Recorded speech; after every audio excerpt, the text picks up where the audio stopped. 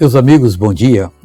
Antes de terminar o mês, eu queria passar para vocês uma palavra bonita que está no livro de Romanos, capítulo 12, versículo 15. O conselho do Espírito Santo é o seguinte: alegrai-vos com os que se alegram. Há uma bênção para você nisso. A pessoa está alegre, alegre-se com ela. Faça tudo para não acabar aquele dia mal para aquela pessoa.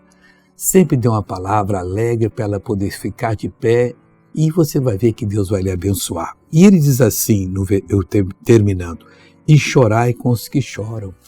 A gente tem que ver que o sofrimento não veio à toa. Dentro de nós estamos chorando com eles, mas nós devemos pedir a Deus uma palavra, uma inspiração para a gente poder plantar a boa semente, essa pessoa sair daquela crise que não é falsa não, é uma crise verdadeira e má, mas Deus dará a vitória. Veja essa pessoa que foi abençoada, eu já volto para orar. Eu caí de um caminhão e machuquei minha coluna e andava que não robô. Daí eu falei, eu tenho que contar esse milagre que eu vou... Agora, graças a Deus, estou... Anda normal, vai embora para cá. Fazendo até ginástica. Tá livre. Graças a Deus. Palmas para Jesus. Agora eu quero orar com você. Pai, em nome de Jesus.